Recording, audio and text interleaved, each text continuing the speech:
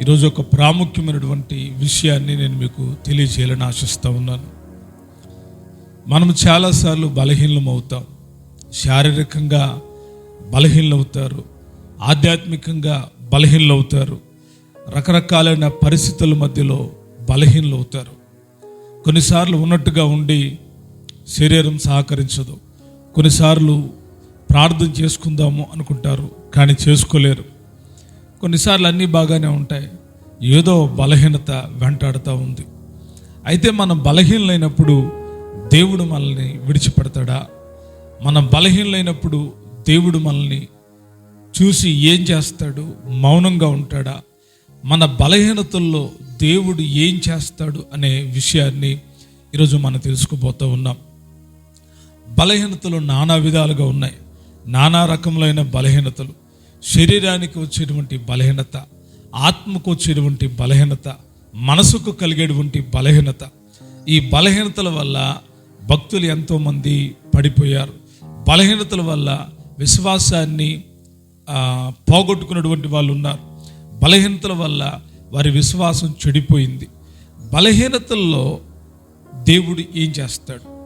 బలహీనతలు అంటే మనకు మనంగా కలిగించుకునే కొన్ని బలహీనతలు ఉంటాయి. అవి మనం ఏర్పాటు చేసుకున్నటువంటి లేక మన ఇచ్చల వల్ల కలిగిన బలహీనతలు అవి.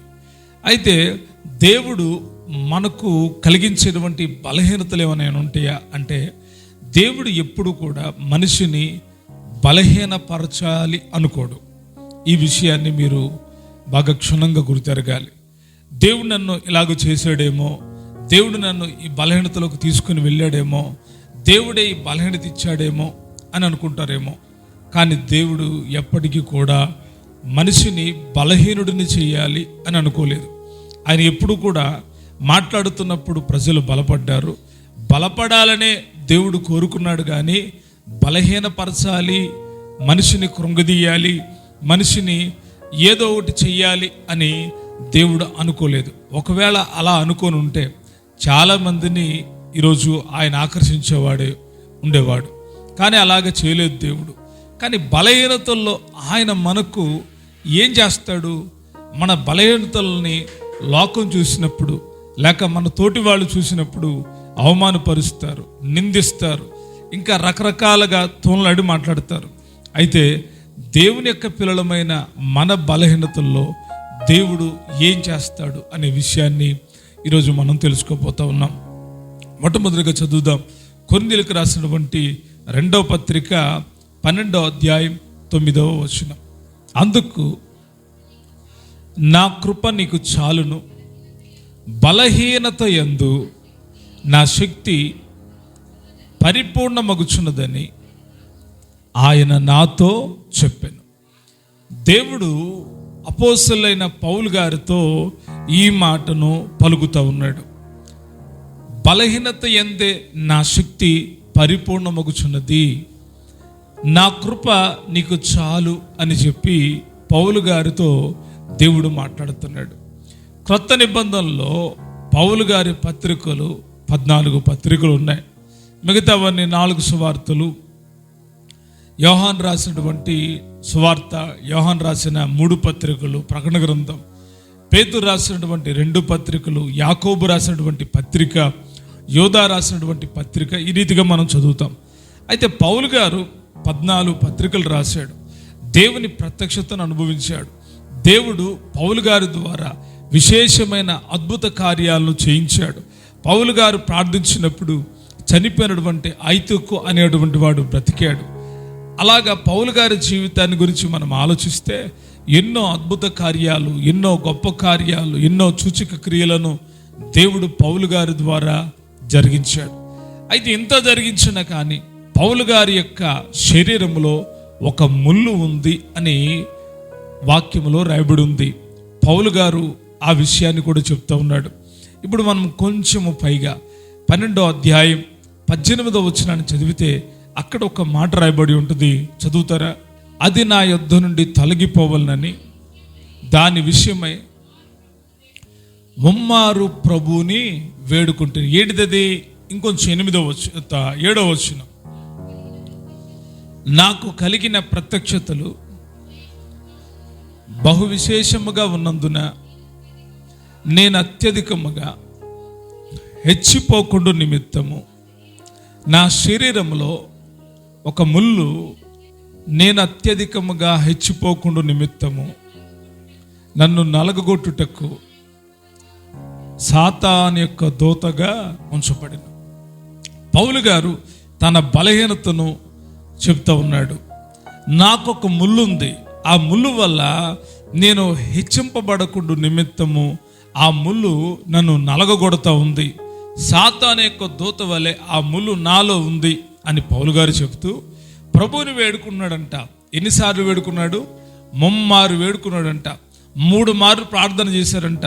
ప్రభువా, ఈ బలహీనత నుంచి నన్ను తీసివే, ఈ బలహీనత నాలో నుండి తీసివే నాయనా, ఈ ముళ్ళు నాలో నుండి తీసివేయమని చెప్పి 3 మార్లు పౌలు గారు దేవుణ్ణి వేడుకున్నాడు. వేడుకున్నప్పుడు దేవుడు ఏమన్నాడు? వెంటనే ఆ బలహీనతను తీసేశాడా, ఆ ముళ్ళును తీసేశాడా అంటే ఆయన తీలేదు.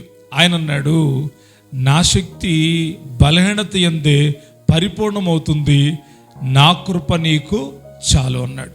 చాలాసార్లు మనకి ఏదైనా ఒక రోగం వచ్చినప్పుడు దేవుని దగ్గర కూర్చొని అడుగుతాం, ప్రభా ఈ రోగం తీసేనైనా, ఈ రోగం తీసేనైనా, ఈ రోగం తీసేనైనా. అప్పుడు దేవుడు కూడా ఇదే మాట మనకు చెబుతూ ఉంటాడు, మనం గమనించాం. ఆయన అంటాడు, నా శక్తి నీలో పరిపూర్ణమయ్యే నిమిత్తం నా కృప నీకు చాలును అంటాడు. దేవుని పిల్లలు బలహీనులుగా ఉండేటువంటి కొన్ని సమయాలు కనబడతాయి. కొన్నిసార్లు చాలా బలహీనత మనల్ని ఆవరించి ఉంటుంది. అటువంటి సమయంలో మనం దేవునికి మొరపెడతాం, ప్రభువా ఈ ముళ్ళు నాలో నుండి తీసివేనైనా, ఈ బలహీనత నాలో నుండి తీసివే ప్రభువా అని మొరపెడతాం.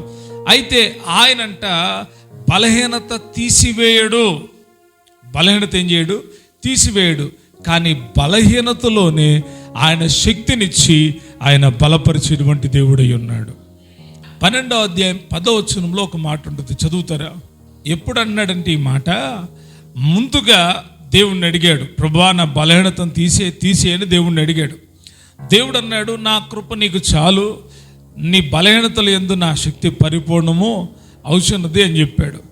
ఆ మాట చెప్పిన తర్వాత పౌలు గారు చెప్తున్న మాట, నేను ఎప్పుడు బలహీనుడనో అప్పుడే బలవంతుడను, కనుక క్రీస్తు నిమిత్తము నాకు కలిగిన బలహీనతల్లోనూ, నిందలలోనూ, ఇబ్బందుల్లోనూ, హింసలోనూ, ఉపద్రవములోనూ నేను సంతోషించుచున్నాను.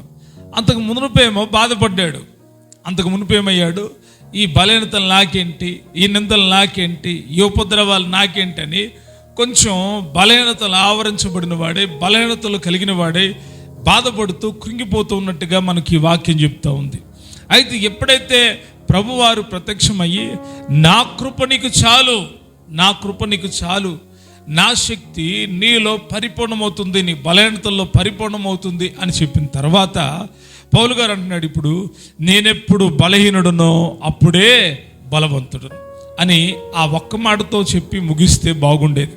కానీ తర్వాత మాట చెప్తున్నాడు, నేను శ్రమల్లో, ఇబ్బందుల్లో, ఇరుకులో, కన్నీళ్లలో, అవమానాల్లో, నిందల్లో, వీటన్నిటిలోనూ ఇప్పుడు నేనేం చేస్తున్నాను? సంతోషిస్తున్నాను.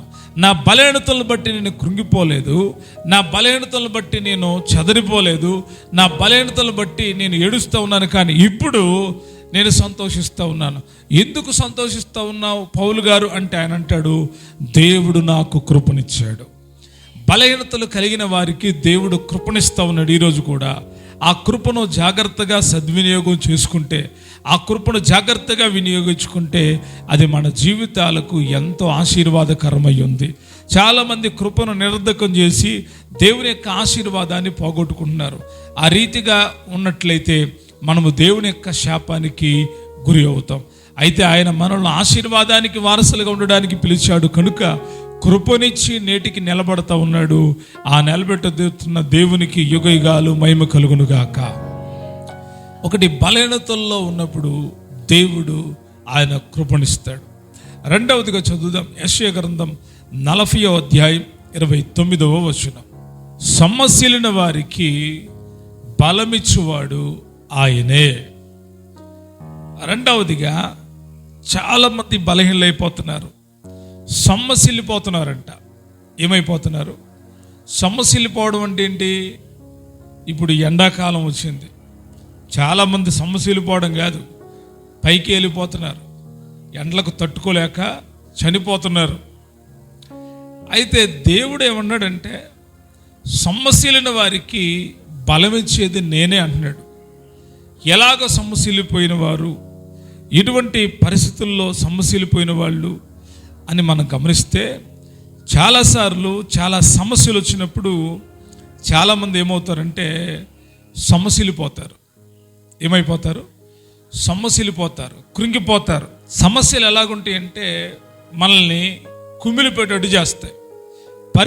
కొన్ని పరిస్థితులు ఎలాగుంటాయి అంటే ఇక పైకి వెళ్ళలేము అనేటువంటి పరిస్థితులు ఉంటాయి. ఇక్కడ ఒక అద్భుతమైన విషయాన్ని, దేవుడు ఎలాగా బలాన్ని కలిగిస్తాడనే విషయాన్ని యెషయా ప్రవక్త ద్వారా దేవుడు తెలియజేశాడు. అంటాడు, యెహోవా కొరకు ఎదురుచూచువారు నూతన బలమును పొందుదురు, వారు పక్షిరాజు వలె రెక్కలు చాపి పైకి ఎగురుతారు అని రాశాడు దేవుడు. అయితే పక్షిరాజు ఎగరడానికి, పక్షుల్లో ఇంకా పైకి ఎగిరేవి మనకు కనబడితే కొంగలు కనబడతాయి, పెద్ద పెద్ద కొంగలు పైకి ఎగిరినట్టుగా కనబడతాయి. ఇంకా కొన్ని పక్షులు పైకి ఎగురుతాయి. ఇంత పైకి ఎగిరేటువంటి అనుభవం కలిగినవి చాలా ఉన్నప్పటికీ పక్షిరాజు గురించే ఎందుకు దేవుడు చెబుతా ఉన్నాడు అంటే, పక్షిరాజు ఎండలో కూడా పైకి ఎగురుతుంది, పక్షిరాజు జోరు వానలో కూడా పైకి ఎగురుతుందంట. మీకు అర్థమవుతుందా? ఎండలో కూడా పక్షిరాజు ఏం చేస్తుంది? పైనే ఎగురుతూ ఉంటుంది. అమ్మ, ఇంత ఎండలో ఏంటరా నాయన, ఏవి తిరగట్లేదు అంటే ఏం తిరుగుతున్నాయి? ఆ పక్షిరాజులు ఏమవుతున్నాయి? తిరుగుతున్నాయి. జోరు వానలో మనం ఇంట్లో నుంచి బయటికి రాం, వాన వస్తే. కానీ పక్షిరాజు అంట ఆ వానలో కూడా పైకి ఎగురుతూనే ఉంటుందంట. ఎందుకంటే ఆ పక్షిరాజుకు బలం ఇచ్చిన వాడు దేవుడే. అంటాడు, పక్షిరాజు యవనం వలె నీ యవనం కొత్తదవుదా అంటాడు కీర్తన గ్రంథం 103వ అధ్యాయంలో. ఇక్కడ అన్నాడు, వారు పక్షిరాజు వలె రెక్కలు చాపి పైకి ఎగురుతారు. ఆ పైకి ఎగరడానికి బలమిచ్చిన వాడు దేవుడే. కొంతమంది ఎగరడానికి ప్రయత్నం చేస్తారు, సొమ్మసిల్లిపోతారు. సొమ్మసిల్లిపోతే ఏమవుతారు? పడిపోతారు. సొమ్మసిల్లిపోవడం అంటే అర్థం ఏంటంటే పడిపోవడం. ఎందుకు పడిపోయారండి? బలము లేక. ఎందుకు పడిపోయారు? బలహీనతలు ఆవరించినందున పడిపోయారు. ఈ రీతిగా పడిపోయిన వారిని దేవుడు అలాగే వదిలిపెట్టేటువంటి వాడు కాదు, సొమ్మసిలిన వారికి బలమిస్తాడు. ఆ బలం ఎటువంటిదయ్యా అంటే, ఎండలాంటి భయంకరమైన శ్రమలు మనల్ని అలుముకున్నా, ఒకవేళ తుఫాను లాంటివి, వర్షం లాంటివి మన ఎదుగుదలను అణిచివేయాలి అనుకున్నా, దేవుడు ఆ వారికి బలమిచ్చి పైకి లేవనెత్తేటువంటి వాడి ఉన్నాడు. పైకి ఎగర చేస్తాడు ఆయన. మనమున్న స్థితిలోనే దేవుడు ఉండనివ్వడు, మనము పడిపోయిన స్థితిలోనే దేవుడు ఉండనివ్వడు. అలాగా ఉండనిచ్చేవాడు కాదైన ఆయన మనలను తిరిగి ఏం చేస్తాడు? లేపుతాడు. మనం సమస్యలు పడిపోతే మన తోటి వారు మనకు సహాయం చేయకపోవచ్చు, కానీ పరమందున్న శక్తి గల దేవుడు మనకు తప్పకుండా సహాయం చేస్తాడు. ఆయన ఏమిస్తాడంటే, సొమ్మసిలిన వారికి బలం ఇస్తాడంట. ఏమిస్తాడు? ఆ బలముతో మనం ఏం చేయగలుగుతామంటే, ప్రతి సమస్యను ఎదిరించుకుంటా ముందుకు వెళతాం, ప్రతి శోధనను జయించుకుంటా ముందుకు వెళతాం. సొమ్మసిల్లిపోయేటువంటి పరిస్థితులు మనకు వచ్చినా ఆయన మనల్ని ఏం చేస్తాడు అంటే బలపరుస్తాడు. మనము సొమ్మసిల్లిపోయి పడిపోయిన స్థితిలో ఉన్నా కానీ ఆయన ఎందుకు బలమిస్తాడో తెలుసా? మనం తిరిగి లేవాలి, ఎగిరి ఆ రాజ్యంలోకి చేరాలి. అందుకే దేవుడు మనకు బలాన్ని ఇస్తాడు. రెండవదిగా, సొమ్మసిలిన వారికి ఆయన బలం ఇచ్చేటువంటి దేవుడై ఉన్నాడు. మూడవదిగా చదువుదాం, రోమీయులకు రాసిన పత్రిక 8వ అధ్యాయం 26వ వచనం. అటువలే ఆత్మయు మన బలహీనతలను చూచి సహాయము చేయుచున్నాడు. మన బలహీనతలను దేవుడు చూస్తాడని మొదట విన్నాం. పౌలు గారి యొక్క బలహీనతను దేవుడు చూశాడు. ఏమన్నాడు? నా కృప నీకు చాలును అన్నాడు. రెండవదిగా సమస్యలున్న వారు వాళ్ళు పడిపోయిన స్థితిలో ఉంటే వారికి బలం ఇచ్చేవాడు ఎవరంట? దేవుడే ఇస్తాడంట. ఎటువంటి బలం ఇస్తాడు దేవుడు? పక్షిరాజు వలె క్రొత్త బలం, నూతన బలాన్ని దేవుడు ఇస్తాడంట. మూడవదిగా మనం చదువుతున్నప్పుడు అటువలే ఆత్మయు మన బలహీనతలను చూచి కొన్ని బలహీనతలు మనల్ని కృంగదీస్తాయి. కొన్ని బలహీనతలు ఎలాగుంటాయి అంటే నోరు మెదపి దేవునికి ప్రార్థన చేద్దాము అనే ఆలోచన కూడా రానివ్వవు. ప్రార్థన చేయలేనటువంటి పరిస్థితి. ఎందుకు ప్రార్థన చేయలేకపోతున్నావు అంటే నీ బలహీనతల వల్ల నువ్వు ప్రార్థన చేయలేకపోతున్నావు. చాలామంది ప్రార్థన అంటే అశ్రద్ధగా ఉంటారు, దేవుని సన్నిధి అంటే అశ్రద్ధగా ఉంటారు, దేవుని వాక్యం అంటే అశ్రద్ధగా ఉంటారు. కారణము ఏమిటో వాళ్ళకి తెలుసా అంటే వారు అనుకుంటారు మేము ఈరోజు వెళ్ళలేదులే అని అనుకుంటారు. కానీ వారిని దైవ సన్నిధికి వెళ్ళనీయకుండా, దేవుని వాక్యాన్ని విననివ్వకుండా, దేవుని సన్నిధిలో నిలబడనీయకుండా చేస్తున్న ఆ కార్యం ఏంటో తెలుసా అంటే బలహీనతలే కారణం. ఏం కారణం? నిన్ను దేవుడికి దూరం చేసేవి బలహీనతలు. అయితే ఆ బలహీనతల మీద విషయాన్ని ఇచ్చేవాడు దేవుడు. దేవుడికి నువ్వు దూరం అవుతున్నావు అంటే అర్థం అంటే నువ్వు బలహీనత కలిగి ఉన్నావు. యవనస్తులైన వాళ్ళకి ఎక్కువ బలం ఉంటుంది. మరి వాళ్ళు సమస్యలిపోరా, వాళ్ళు పడిపోరా అంటే పడిపోతారు. మన బలాన్ని నమ్ముకుంటే పడిపోతాం, కానీ దేవుని చేత బలపరచబడితే ఎప్పుడు ధైర్యవంతులంగా బలవంతులంగానే ఉంటాము. అటువలే ఆత్మయు మన బలహీనతను చూచి, ఏం చూసి? ఏ విషయంలో బలహీనమయ్యామో దేవుడు చూస్తాడంట. ఆ విషయాల్లో సహాయం చేస్తూనే ఉన్నాడు. చాలామంది నేటి కాలంలో దేవుని యొక్క విషయంలో బలహీనులైపోయారు. ప్రార్థనా జీవితం లేదు, ప్రార్థన చేయట్లేదు, స్తుతించట్లేదు, ఆరాధించట్లేదు, దేవుని సన్నిధిలో కనబడట్లేదు.